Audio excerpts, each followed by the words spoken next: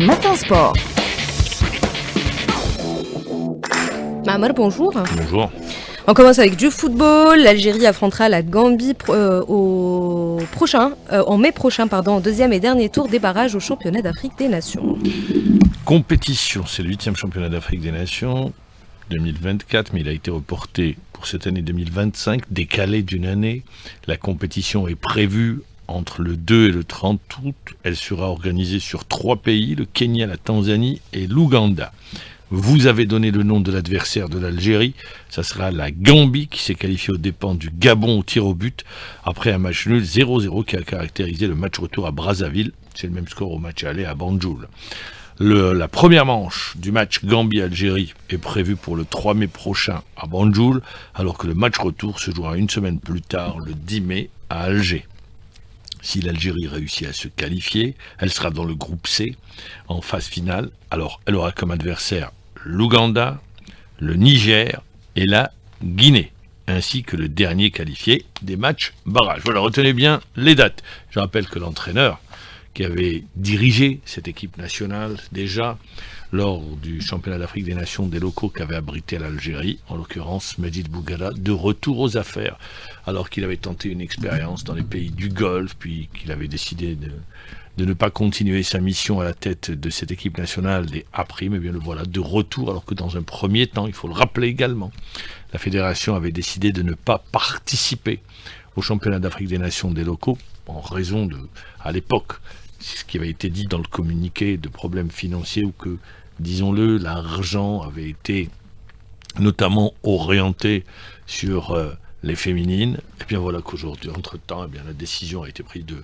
faire machine arrière et d'aller sur cette compétition. C'est bien d'aller sur cette compétition. Pourquoi ? Elle permet de donner une exposition aux joueurs locaux. Je rappellerai juste qu'à Alger, il y avait eu le joueur de l'équipe sénégalaise, Camara, Lamine Camara, qui avait été recruté par le Football Club de Metz. Et ça permet également aux joueurs d'être là sous l'œil des recruteurs ou de ceux qui font du scouting pour les différents clubs européens, mais également pour les clubs africains. Et on reste toujours en football, n'est-ce pas ? Oui, c'est comme vous le voulez, la suspension de Abdellaoui.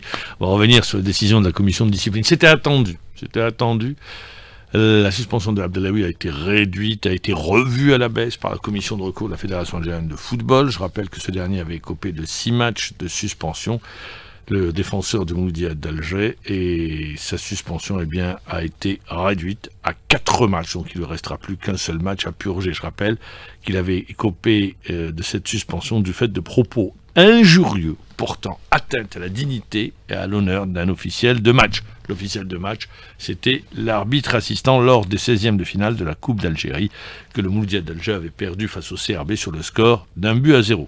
Il avait été auditionné par la commission de discipline, il a reconnu avoir tenu des propos injurieux, où Abdellaoui s'en est pris verbalement à l'arbitre, assistant de manière véhémente alors que son équipe perdait 1-0.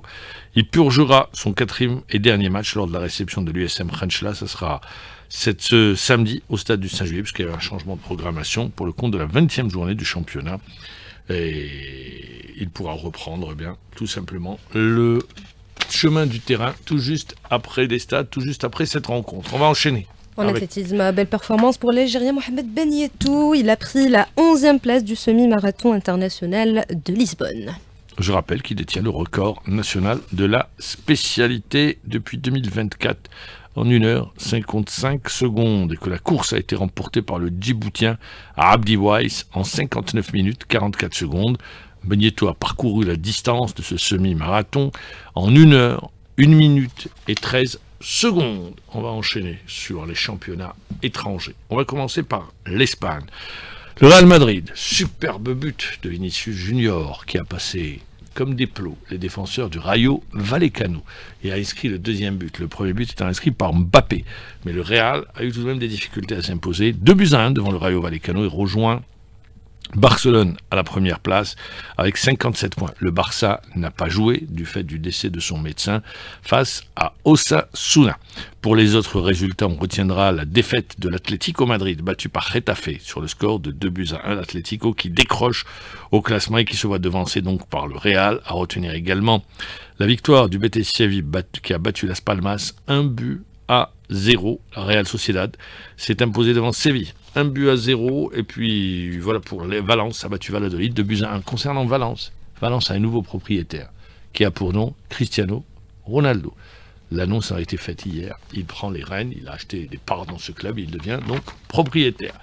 L'Angleterre, avec la 28e journée, bye bye le titre ou les rêves de titre pour Arsenal. Arsenal qui a été accroché par Manchester United, 1 partout entre les deux équipes. Mais dans le même temps, la veille, Liverpool s'était imposé face à Southampton 3-1. Du coup, ça vous donne une sacrée différence au classement. 14 points de différence. C'est irrattrapable, 14 points de différence. Et c'est Liverpool qui est bien parti pour renouer avec le titre que Liverpool avait gagné, rappelez-vous, avec Jürgen Klopp en 2019. Mais à l'époque, ils n'avaient pu fêter le titre avec leurs supporters. Pourquoi ? Parce qu'il y avait le Covid, et donc personne dans les stades, et donc ils n'ont pas fêté le titre. Cette fois-ci, ils vont remporter le titre et succéder à Manchester City, qui avait réussi cet exploit de gagner 4 fois de suite le titre de champion d'Angleterre. Tottenham n'avance pas, Tottenham fait du surplace, Tottenham, tenu après avoir été mené 2-0 par Bournemouth, a vu cette équipe des Spurs revenir à 2 partout. Chelsea gagne, 3e victoire de suite pour Chelsea. Les Blues sont imposés devant Leicester, lanterne rouge, 1 ou plutôt dans le bas du tableau, 1-0. Il passe à la 4e place. Il devance Manchester City qui avait été battu par Nottingham Forest qui fait une saison exceptionnelle, 1-0. La Juve, humiliée à domicile par l'Atalanta Bergame, battant la vieille dame, s'est inclinée 4-0 à domicile. Napoli prend la 2e place, battant la Fiorentina 2-1. L'AS Rome s'est imposé en déplacement à Empoli, 1-0. À retenir que l'Inter, la veille, avait battu Monza 3-2 et que l'AC Milan s'était imposé à Lecce 3-2. Aujourd'hui, il y aura la Lazio qui sera opposée à Udinese. Le classement, ça nous donne une équipe de l'Inter qui compte 1 point d'avance et qui occupe la première place sur Napoli, 61 contre 60. L'Atalanta Bergame occupe la 3e place et la Juve est au pied du podium. On va terminer avec le championnat de France où on retiendra que Nice, Nice avec Boudaoui et Boanen a été battu par Lyon 2-0, mais Nice reste à la 3e place au classement malgré cette défaite. À retenir la défaite d'Angers également, Abdelli El Mellali qui évolue dans ce club a été battu par Brest 2-0. Je rappellerai que Strasbourg est en train de se rapprocher des places européennes en battant Nantes 1-0, 6e match sans victoire pour les Nantais. Au classement, vous le savez très bien en France, c'est le Paris Saint-Germain qui écrase la compétition avec 65 points contre 49 pour Marseille. Marseille qui a été battu par Lens 1-0. Aguirre qui a été élu l'homme du mois, meilleur joueur de ce mois, depuis je rappelle, qu'il vient d'arriver à l'Olympique de Marseille. On va terminer avec l'Allemagne, l'Eintracht Francfort, qui a été battu par l'Union de Berlin 2-1. Pourquoi on donne ce résultat ? Parce que Shaibi, l'international algérien, a joué. Il a été remplacé à la 71e minute de jeu. Et il n'y a pas eu de vainqueur entre Hoffenheim et Heidenheim. 1 partout. Voilà pour l'essentiel de l'actualité sportive. Merci à vous, Marmory. Il est 7h29 sur les ondes d'AG3. La matinale se poursuit.